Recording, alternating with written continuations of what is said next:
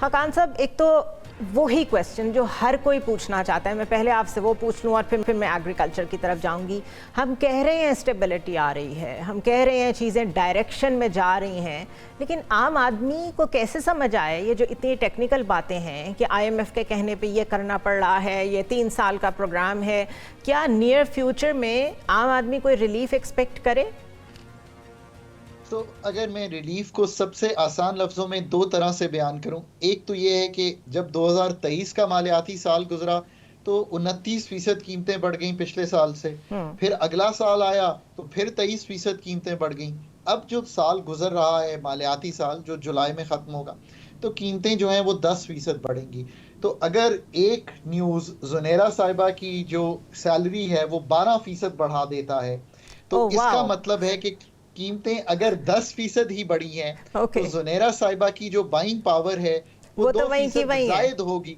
बिल्कुल, या वहीं की वहीं रहेगी या 2%। चले, ये भी बुरी बात नहीं है। जो हमने पहले सेगमेंट में फंडामेंटल इश्यूज की बात की है, वो जब ठीक करेंगे तो फिर नए, जिसे कहेंगे, मौके पैदा होंगे, बिल्कुल, और नए जॉब ग्रोथ के लिए ज्यादा अपॉर्चुनिटीज, नई मार्केट्स ओपन होंगी। एब्सोल्युटली। अच्छा, हम हमेशा से सुनते आए हैं और बात भी सही है कि हम एग्रेरियन कंट्री हैं, एग्रेरियन सोसाइटी हैं, बट जितना मेरे ख्याल है हमने इग्नोर एग्रीकल्चर को किया है, शायद ही किसी सेक्टर को किया हो।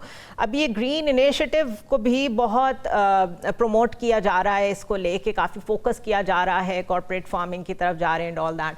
हाउ वुड दिस हेल्प, जो इतने अरसे से हमने एक सेक्टर को इग्नोर किया हुआ था, ये उसको कैसे हेल्प करेगा स्ट्रीमलाइन करने में? So Zunaira साहिबा, we've spoken before, I've spoken to you now in detail. मैं कभी भी ये जो वर्ड्स हैं गेम चेंजर्स ये नहीं इस्तेमाल करता। You know, I talk about the reality and the hard work.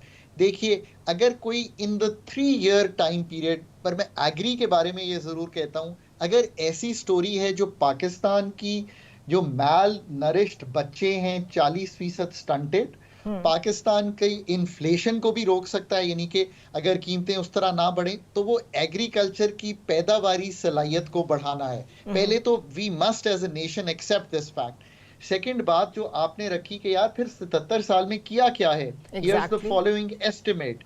Wheat जो मतलब स्टेपल है ना, वीट तो खा के गुजारा हो सकता है। सो वीट की जो टनेज पर हेक्टर पाकिस्तान में है, it is 3 ton per hectare. China में ये 5.77 है। सो आप ये सोचिए कि गैप कितना है between the yields of Pakistani farmer and the Chinese farmer.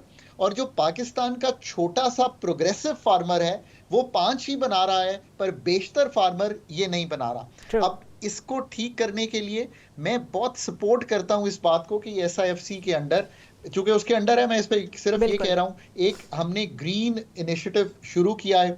अभी तक मैं सुन रहा हूँ कि 70,000 जो एकर्स ऑफ बैरन लैंड है उसको फर्टाइल करने की तरफ आगे बढ़े हैं। मैं सुन रहा हूँ कि जो लिम्स है कि लैंड इंफॉर्मेशन मैनेजमेंट सिस्टम, साहब आप जाइए ना कि डिजिटलाइज किया जा रहा है। ये नहीं पता होगा कि यार अगले दिन सेंसर्स और जियोग्राफिकल इंफॉर्मेशन उसके पास नहीं होगी, वाटर डेटा, सॉइल डेटा ये होगा उसके पास नहीं होगा ना, तो उसकी यील्ड नहीं अच्छी आ रही। तो वो कह रहे हैं, चले मान लेते हैं हम कि 1 लाख स्मॉल होल्डर्स तक, ये कोई बहुत बड़ा अमाउंट नहीं है पर वहां तक पहुंच गए हैं, चले अच्छी बात है। वो कह रहे हैं हम वाटर मैनेजमेंट में मदद कर रहे हैं, agri malls and company services फराहम करना चाह रहे हैं, फॉरेस्टेशन में जा रहे हैं। So it is a step in the right direction. ये आर्मी और जो सिविल सर्विसेज हैं मिल के ये काम कर रहे हैं, जो वेस्ट लैंड्स हैं वाटर के उसको वापस लाने की, तो ये सारा काम हो रहा है, ये अच्छी बात है। इसमें कोई दो राय नहीं है कि इसकी एक्सपोर्ट की भी UAE, मिडिल ईस्ट की एक पोटेंशियल है। पाकिस्तान 5-7 अरब डॉलर की एक्सपोर्ट करता है, इसको बढ़ा के 10-12 अरब डॉलर कर लीजिए, आपके बैरूनी खसारे का मसला ही हल हो जाएगा यहाँ पे। सिर्फ एक इस चीज से, सिर्फ अगर आप इसको फोकस कर लें। सो बहुत अरसे से एक निगलेक्टेड सेक्टर जो कि असल में हमारी बैकबोन है, अगर उसको अब किसी तरीके से कोशिश की जा रही है कि उसको ठीक किया जाए, that's a big effort. Thank you so much Khaqan Najeeb sahab for joining us.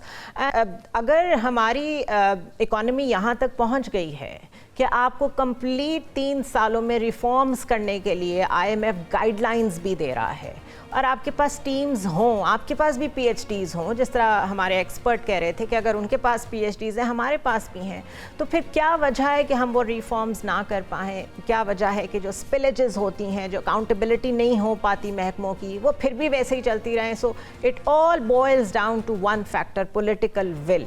जो करना चाहेगा वो कर लेगा, और वहाँ से ही वो चेंज आएगा जिसको लोग गेम चेंजर कहते हैं या जो कुछ भी कहते हैं। बहरहाल इकॉनमी में स्टेबलाइजेशन आ रही है, there is a long way to go, all it needs is a good team. Let's hope वो टीम जगह पे हो और हम मज़ीद टेक्निकल लोगों को इसमें इनकॉर्पोरेट करें।